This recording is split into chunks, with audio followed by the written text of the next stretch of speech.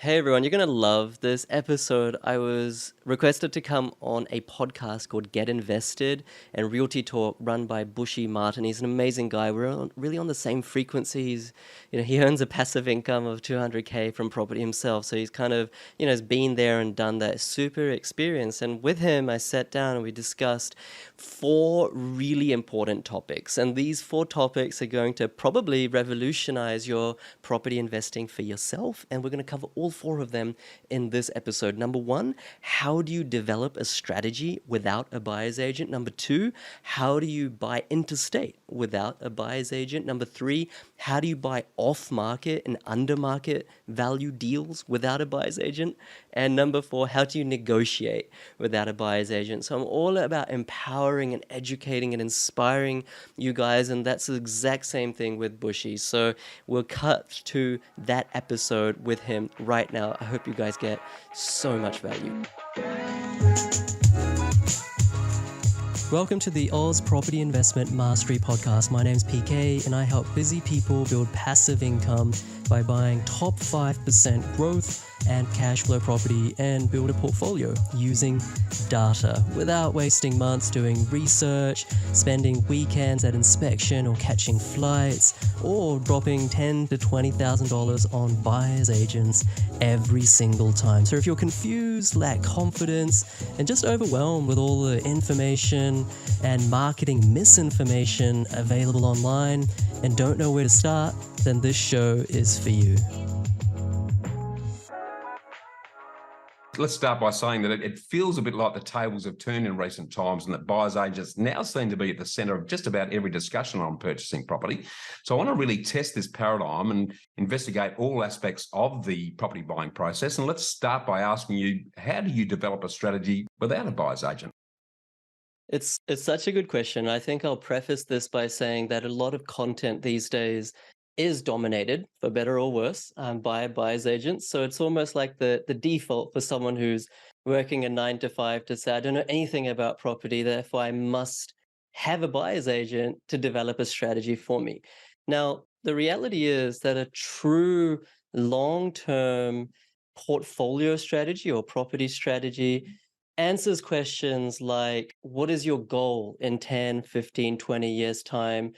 Is that goal, as good as it is to have, actually achievable based on your current income, your future income potential, your husband or wife, and how that couples on to the financial story, how many properties you'll need, what is the frequency of those purchases, what is the yield, what is the purchase price of that portfolio buildup, how long that's going to take in the accumulation phase, how long do you hold it, sell it? There's a lot of moving parts. It's not a simple download my free ebook 10 properties in 10 years. That's not quite how it works. And like you'd be forgiven if you're new to thinking like that is achievable, but the reality, and I'm not saying it's not achievable, reality is that for most people it's not as simple as let's just get a property every year and we'll retire in 10 years with 10 properties. And my contention with buyer's agents, although as you said a good buyer's agent is very good, is that a buyer's agent typically doesn't play the role of building a strategy, insofar as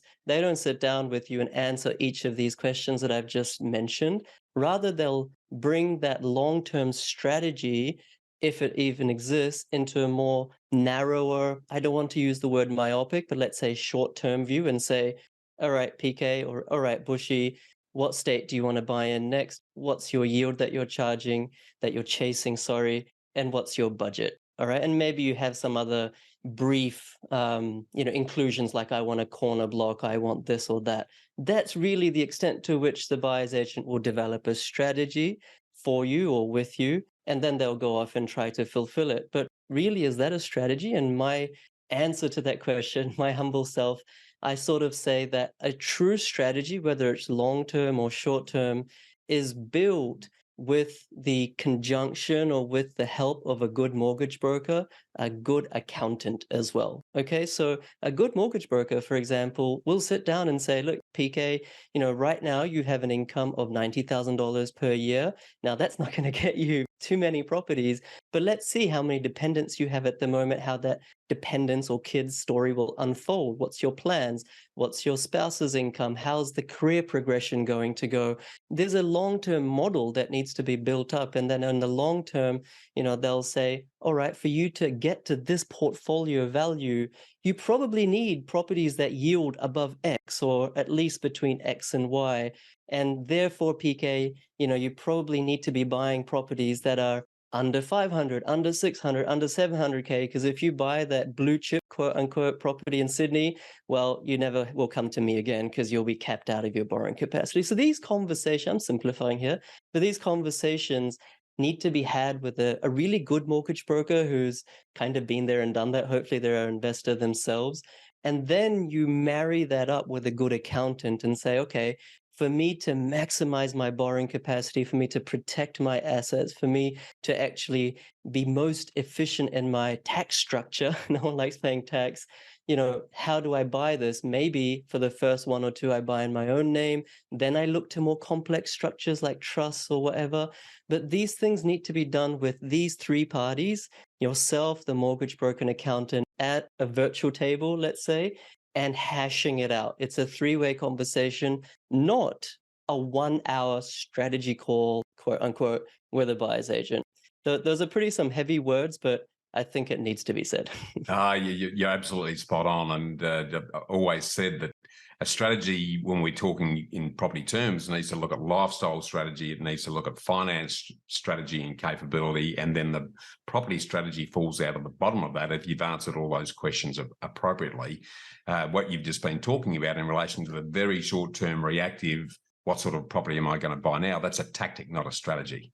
So a very big difference between the two. And I guess the unfortunate thing, PK, is that a lot of people are so focused on just the property solution that they don't see the benefit of those bigger questions that you've just talked about. So I absolutely reinforce in conjunction with you the need to get those three key players around the table, and perhaps a qualified property investment advisor out of Pippa who has that strategic outlook and the ability to actually put those strategies together. So very well said.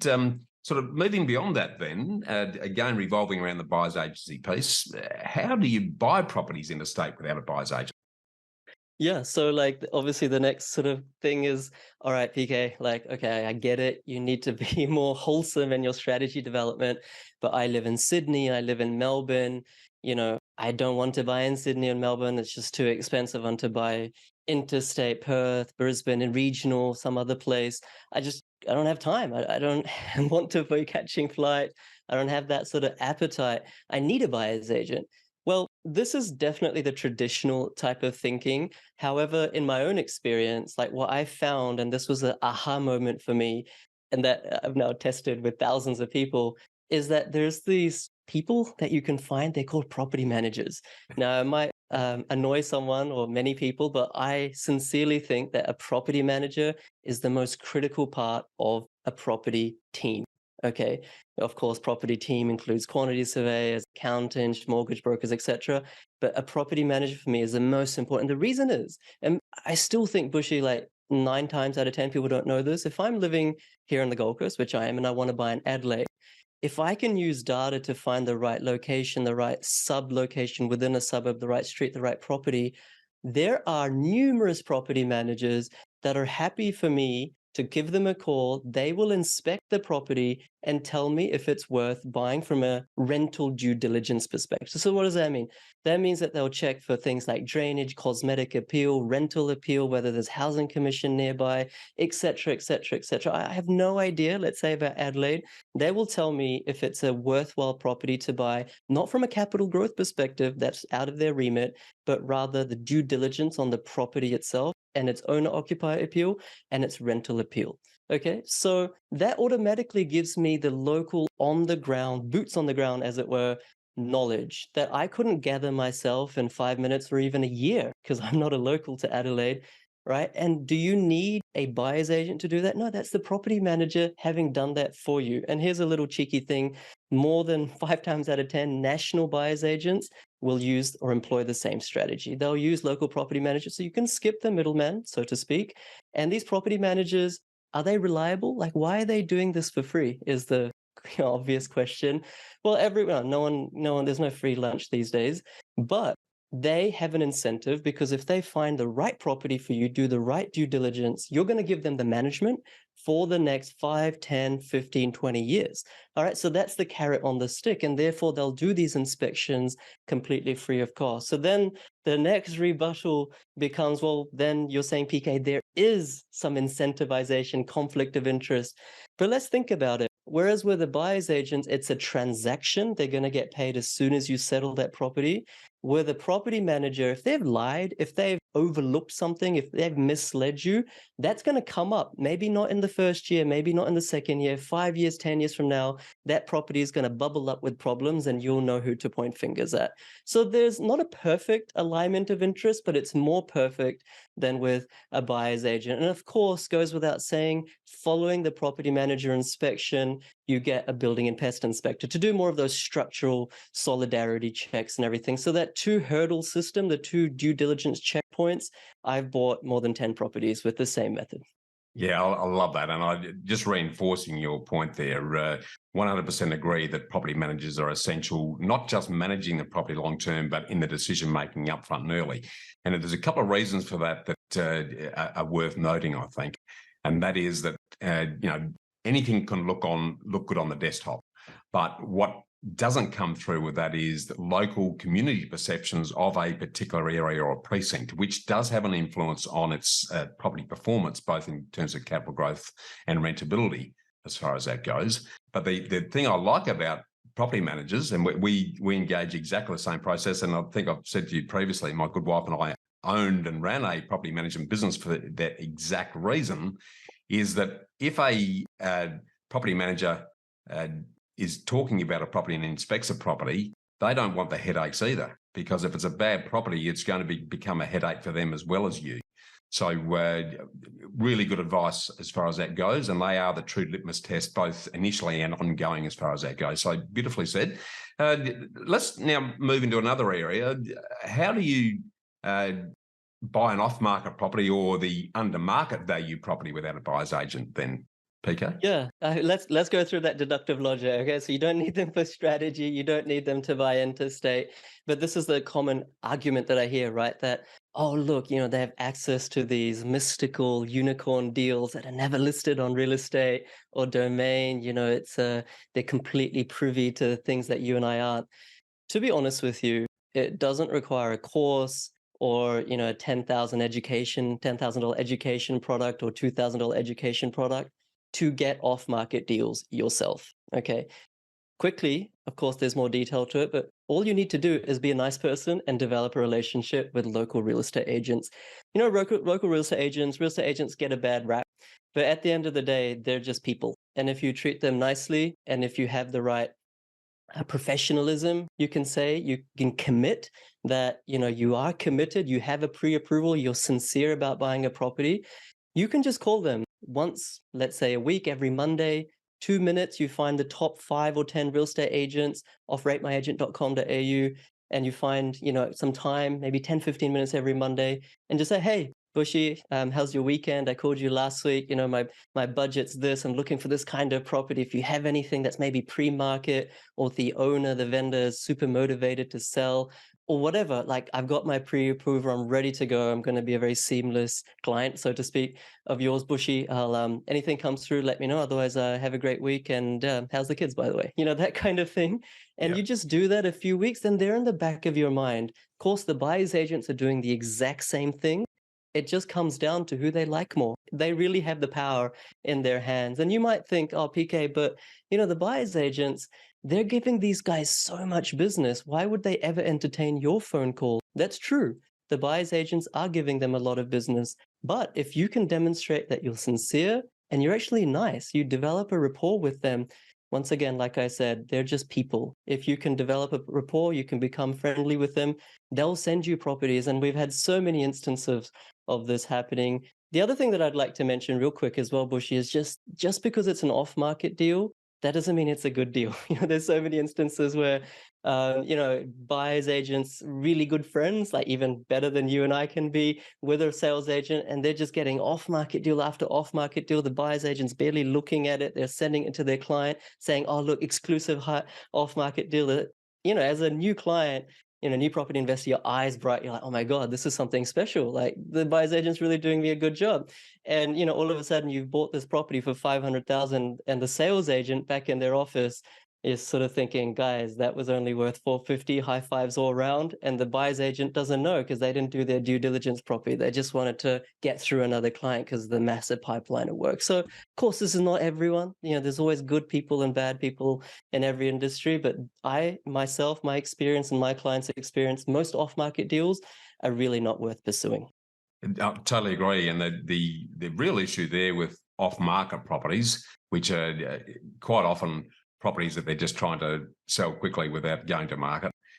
There's no market testing in that. So how are you getting a sense of the property in the context of other buyers? You're not. So I think you've hit on a really good point there. The smokes and mirrors that I talked about earlier often revolves around this off-market special properties that no one else is getting access to. Great point. I now want to move to the pointy end of the whole property transaction, and that's the negotiation, because that's where the stress often emerges. And your thoughts then, how do you negotiate without a buyer's agent? So, like the old school method, I think that if you've never bought a property before, you probably are in the mindset that negotiation is hard work. It's confrontational. There's a lot of friction there. I need to go to the office of the sales agent and really like beef it out with him or her. Like, it couldn't be further from the truth. The best deals are done when there's no one unhappy party, but rather it's a win-win situation. So it's very clear. You get the property, whether it's off market or on market, you value it. Now, don't rely on automatic valuation tools online, regardless of which bank it's coming from. They're all wrong, right? For various reasons I won't get into it, but value it yourself based on true comparables. Yep. And once you know what it's truly worth, you pick up the phone with the real estate agent. Once again, this can be done interstate, and you ask some questions simply to try to break down the wall of information asymmetry. In any negotiation, whether, I don't know, it's a ransom deal in some 007 film or whatever it is, you're just simply trying to understand or get the knowledge which is on the other side of the wall. And you might ask questions like, are they motivated to sell, or what price would sell it today? Or you might ask, why are they really selling it? Do they want a long settlement terms, or do they appreciate time, or is it really just about price? Okay, and if you ask these pointed questions in the right way to the sales agent, you get an idea of what they're actually looking for. And if you can fit yourself in that jigsaw, you can be the party, the buyer that most appeals to the sales agent, to the vendor. Then you can often get the property at a better price, okay, because your terms are better, or you can get it with better terms because your price is better, depending on what the two parts. So it's actually a fun thing. You go back and forth and you just try to please each other. Of course, if the price goes beyond your true valuation, you just walk away. But once again, a bit like getting off market deals, it's just about developing a bit of rapport, not being confrontational, and trying to satisfy the need of the opposing party. It doesn't exist where you negotiate something 30% under market value. It doesn't exist that in a hot market you can get 15% under market value. Those things are advertising gimmicks. If it's truly a good market where demand is more than supply, buying it at or just below its true valuation is actually a really amazing outcome. Everything can be done via email, via phone call, interstate. Yeah, extremely well said. And it's property, like anything, is all about relationships. And the better you can build relationships, the better the outcome's going to be, because the mutual understanding is there. So look, PK, it's been a great conversation. We're just really skating across the top of this exercise. So we'll dive into this at a future point. But I really want to thank you for these very refreshing insights, PK, and thanks for joining us on the show today.